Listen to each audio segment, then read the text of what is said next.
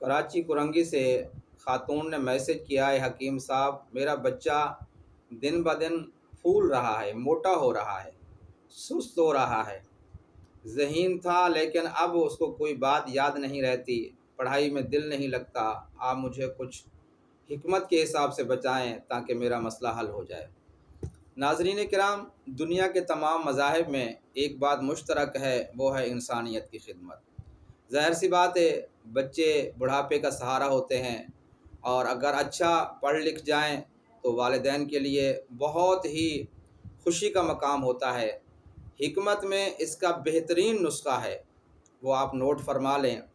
کرنجوا 50 gram, مغز آملہ 50 gram, پھٹکڑی بریاں یہ بھی 100 گرام، حلیلہ سیاہ یہ 200 گرام۔